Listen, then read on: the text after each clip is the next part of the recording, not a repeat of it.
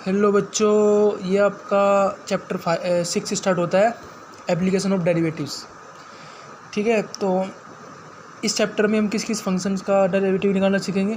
Composite functions का और inverse trigonometry का, इम्प्लिसिट फंक्शंस, एक्सपोनेंशियल फंक्शंस और लॉगरिथमिक फंक्शंस, इन सभी फंक्शंस का डेरिवेटिव निकालना इस चैप्टर में सीखेंगे। ठीक है, तो how the derivative can be used, derivative को कहाँ यूज़ करते हैं, सवाल ये आता है। तो कहाँ यूज़ करते हैं, to determine the rate of change of quantities. जब कोई क्वांटिटी चेंज हो रही है तो उसकी रेट को मेज़र करने के लिए हम डेरिवेटिव को यूज़ करते हैं।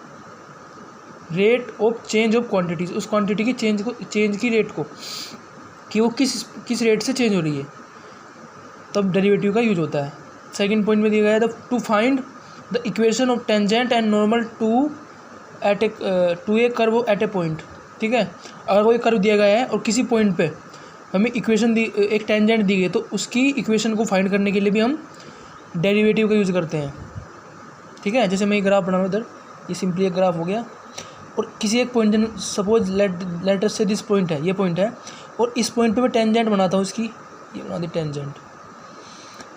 तो इस टेंजेंट की इक्वेशन को फाइंड करने के लिए भी डेरिवेटिव का यूज़ करते हैं। ठीक है, और अगर मैं इस पे नॉर्मल बना दूँ ऐसे परपेंडिकुलर, ऐसे जो इस टेंजेंट के परपेंडिकुलर होगी 90 डिग्री, तो इसकी इक्वेशन को भी फाइंड करने के लिए डेरिवेटिव का यूज़ होता है। To find the graph of a function, और किसी फंक्शन के ग्राफ को क्या करने के लिए, स्टडी करने के लिए कि उसका मैक्सिमम पॉइंट कहाँ है और मिनिमम कहाँ है। ठीक है, इंक्रीजिंग फंक्शन है, डिक्रीजिंग फंक्शन है, ये सब फाइंड आउट करने के लिए हमको जरूरत पड़ती है डेरिवेटिव की। ठीक है, तो सबसे पहले क्वेश्चन है, एग्जाम्पल दिया गया है, example number 1, find the rate of change of the area per second with respect to its radius when r is equal to 5 centimetre. तो let us start the question. तो हमें क्या पूछा है, rate of change of area. तो area के change का rate पूछा है, तो सबसे पहले एरिया लिखेंगे। एरिया क्या होता है सर्कल का, पाई आर स्क्वायर। ठीक है, और जब इसकी रेडियस चेंज होगी तब इसका एरिया चेंज होगा। तो D A by D are,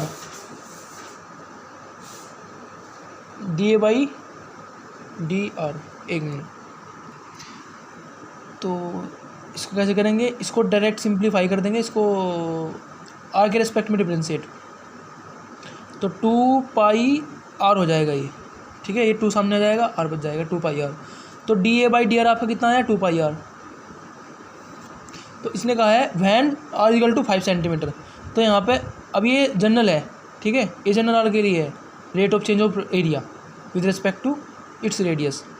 यही है ना, rate of change of area per second with respect to its radius, तो इसके रेडियस के रेस्पेक्ट में।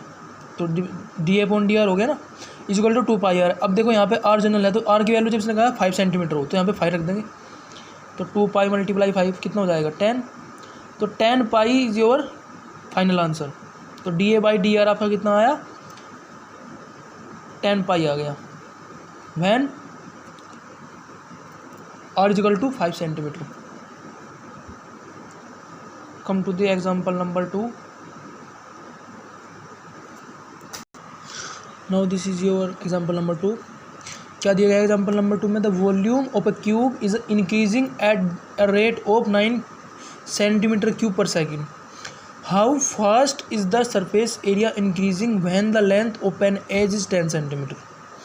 तो आपको इस क्यूब दिया गया है, सपोज देखो ये क्यूब, ऐसे सोच लो ये क्यूब है, और इसका जो वॉल्यूम है वो इतनी स्पीड से बढ़ रहा है, यानी हर सेकंड में इतना वॉल्यूम बढ़ रहा है, 9 सेंटीमीटर क्यूब वॉल्यूम बढ़ रहा है। और ये पूछ रहा है कि इसका सरफेस एरिया कितनी स्पीड से बढ़ रहा होगा, जब उसकी लेंथ 10 सेंटीमीटर होगी तब। ठीक है, जब उसकी एक साइड, क्योंकि ये क्यूब है, अब इसकी क्यूब में क्या होता है, सब लेंथ, ब्रेथ और हाइट सब सेम होती है। ठीक है, लेट अस से दिस इज ए, इसकी साइड को मान लिया ए है, तो हमें पता है डी, इसका वॉल्यूम मान लेते हैं वी। वॉल्यूम क्या है, वी, वॉल्यूम वी। ठीक है, और सरफेस एरिया एस मान लेते हैं। ठीक है, अब देखिए कैसे करेंगे। अब हमें d v by D t दिया गया है, कितना दिया गया है, 9 सेंटीमीटर क्यूब पर सेकंड। ठीक है, ये तो इसकी यूनिट हो गई, हम को 9 लिखेंगे बाद में, पहले तो देखो v को क्या लिखेंगे, v को मैं रिप्लेस कर सकता हूँ इसके वॉल्यूम से, यानी कि a क्यूब से। a क्यूब भी तो वॉल्यूम होगा ना, इसका साइड का क्यूब कर देते हैं, क्यूब का वॉल्यूम होता है, ठीक है। अब मैं लिखा है D A cube by D T, ये फंक्शन ए का फंक्शन है, ठीक है। और मुझे टी के रेस्पेक्ट में डिफरेंशिएट करना है, तो मैं क्या करूँगा, मैं इसको ऐसे कर सकता हूँ, पहले इसको ए के रेस्पेक्ट में डिफरेंशिएट करूँ, चेन रूल लगाएंगे इसमें, ठीक है। तो हो जाएगा 3a²। अब ये ए के रेस्पेक्ट में डिफरेंशिएट हो गया। अब मैं ए को टी के रेस्पेक्ट में डिफरेंशिएट कर दूँगा, D A by D T. समझ में आया ना, पहले इसको ए के रेस्पेक्ट में ही किया, फिर ए को टी के रेस्पेक्ट में किया, तो ओवरऑल हुआ क्या, ये पूरा फंक्शन टी के रेस्पेक्ट में डिफरेंशिएट हो गया, ठीक है। अब क्या करेंगे, अब ये कितना हो गया इधर 3a², ये कितना दिया गया हमें, ये दिया गया 9, तो 9 रख देंगे इधर, ये 3a² और ये D A by D T.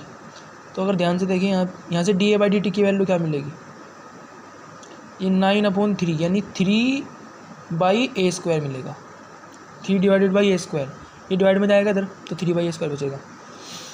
अब हमें निकालना है how fast the surface area increasing, D S by D T निकालना है हमें। सरफेस एरिया क्या है हमारा, एस माना है, तो D S by D T respect की रेस्पेक्ट में सरफेस एरिया कैसे चेंज हो रहा है, ये तो पूछा है कितनी स्पीड से चेंज हो रहा है।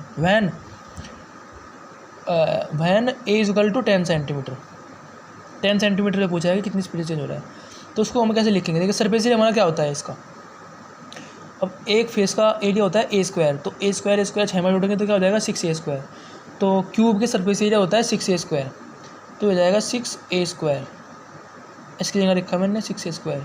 अब इसको टी के रेस्पेक्ट में डिफरेंशिएट करना है 6a² को, तो कैसे करेंगे, पहले इसको ए की रेस्पेक्ट में डिफरेंशिएट कर देंगे, फिर ए को करेंगे टी के रेस्पेक्ट में डिफरेंशिएट, ठीक है। तो 12a multiply d A by D t हो गया। अब हमें दिया गया है d S by D T, ये तो हमसे पूछा गया है ना, तो D A by D t हमने निकाल चुके हैं। देखो d A by D T कितना 3/a² निकाल चुके हैं, ठीक है। तो लिखेंगे d S by D T rate of change of surface area when a equal to 10 centimetre equal to, तो 12a multiply 3/a² when a equal to 10 centimetre.